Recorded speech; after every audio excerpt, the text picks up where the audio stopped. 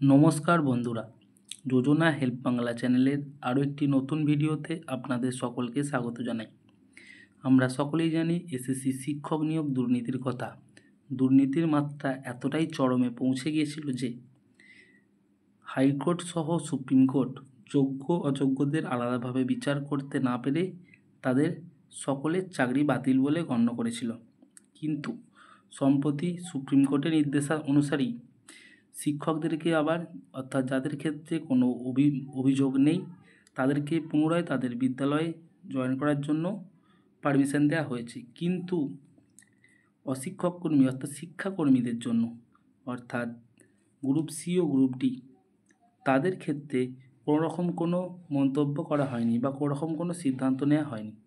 তো তাদের কি হবে সেই নিয়ে সম্প্রতি এক বৈঠকে মুখ্যমন্ত্রী বিরাট ঘোষণা করলেন তাদের জন্য। অবশেষে বিরাট স্বস্তির খবর হলো এই চাকরিহারা শিক্ষাকর্মীদের জন্য।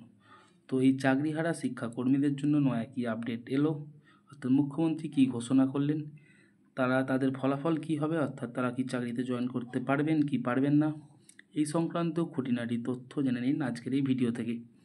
তাই ভিডিওটি স্কিপ না করে প্রথম থেকে শেষ পর্যন্ত দেখুন। আর চ্যানেল নতুন হলে অবশ্যই চ্যানেলটিকে সাবস্ক্রাইব করে নেবেন। এসএসসি ইস্যুতে টালবাহানা অব্যাহত। সুপ্রিম রায়ে এক ধাক্কায় প্রায় 26,000 শিক্ষক শিক্ষিকা ও শিক্ষাকর্মীর চাকরি বাতিল হয়েছিল। চাকরিহারা যোগ্য বা দাগি নন এমন শিক্ষক শিক্ষিকাদের আপাতত সর্বোচ্চ আদালত স্বস্তি দিল। শিক্ষাকর্মীদের আপাতত কাজ চালিয়ে যাওয়ার অনুমতি দেয়নি। এবার সেই গ্রুপ সি ও গ্রুপ ডি কর্মীদের জন্য বড় ঘোষণা করলেন মুখ্যমন্ত্রী মমতা বন্দ্যোপাধ্যায়। চাকরিহারা সকল শিক্ষাকর্মীদের মাসে মাসে আর্থিক সাহায্যের ঘোষণা মমতার। গ্রুপ সি চাকরিহারাদের মাসিক 25,000 টাকা ও গ্রুপ ডির চাকরিহারা শিক্ষাকর্মীদের 20,000 টাকা ভাতা দেওয়া হবে বলে ঘোষণা মুখ্যমন্ত্রীর। প্রসঙ্গত শনিবার নবান্নের সভাঘরে গ্রুপ সি ও গ্রুপ ডি কর্মীদের সঙ্গে ফোন কলের মাধ্যমে বৈঠকে যোগ দেন মুখ্যমন্ত্রী।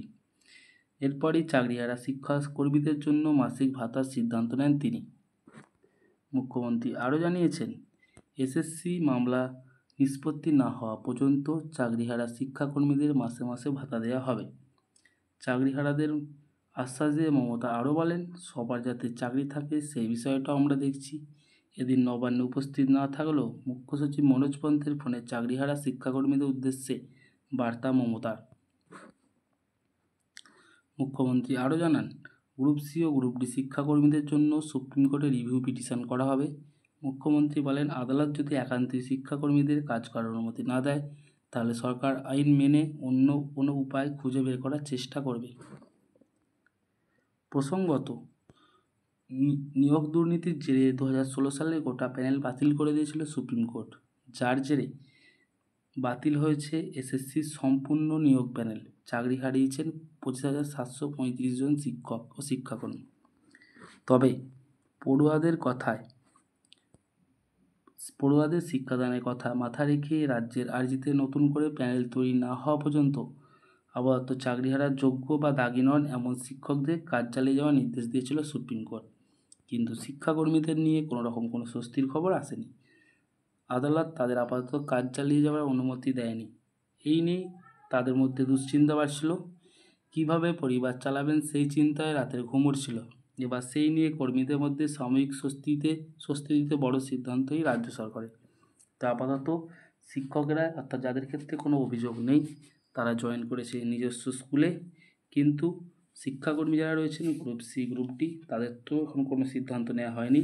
তাই তাদের গ্রুপ সি এদের ক্ষেত্রে মাসিক 25 ও গ্রুপ ডি এর ক্ষেত্রে মাসিক 20,000 টাকা করে ভাতা দেওয়া হবে যতদিন না কোনো সিদ্ধান্ত নেওয়া হচ্ছে বা কোনো ফলাফল প্রকাশ হচ্ছে।